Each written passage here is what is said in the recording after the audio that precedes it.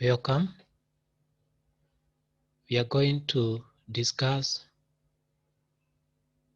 torque speed characteristic of three-phase induction motor, and we are going to be looking at the various ways of modifying the torque speed characteristic of three-phase induction motor. One of the methods is application of reduced voltage. We can modify the torque speed characteristic by application of reduced voltage. Now, we have the expression for torque, which we have derived earlier, and we saw that torque is equal to KT. This is a constant, S E1 squared R2, all over R2 squared plus S X2 squared. Looking at this expression, we can see that torque is depending on E1 squared, the voltage. And therefore, as voltage is reduced, the torque will reduce accordingly as per this expression. And if we look at the characteristics that we are given here, we can see that as we reduce the voltage, the torque speed characteristic is also shifting accordingly. So this is one way of modifying the torque speed characteristic of a three-phase induction motor by modifying the voltage or varying the voltage accordingly. One thing is important to note, as we already know, the maximum torque is determined by this expression. That is, the condition for maximum torque is when R2 is equal to XR, or rotor resistance is equal to the rotor reactance. So in the expression for the maximum torque, the voltage does not come in. So it is independent of voltage. And that is why we can see that the point of maximum torque is the same throughout. So even when we reduce the voltage, the maximum torque is still occurring along the same value, of speed, or S for that matter. So that is important observation. Now, we are going to look at another way of modifying the torque speed characteristic of an induction motor, and that is by application of variable frequency. If frequency is valid, then it is going to affect the torque speed characteristic.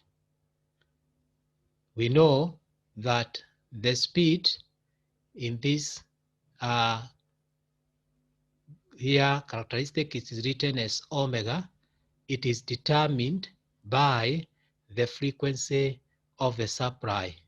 So if the frequency is valid, then the torque speed characteristic will also vary accordingly. Now, it is necessary to see that motor retains the shunt characteristic and has adequate overload torque capacity.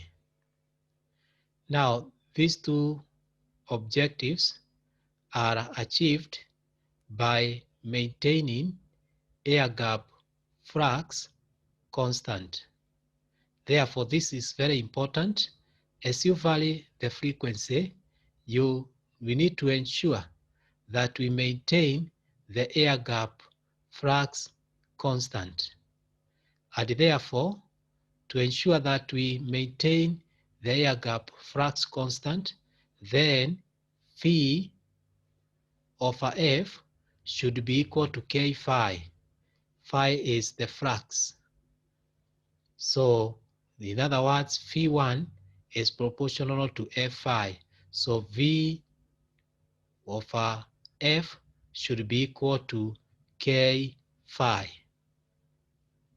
Now, that means that as we vary the frequency, we will also vary the voltage to maintain the air gap flux constant. And therefore, the voltage is varied as we vary the frequency.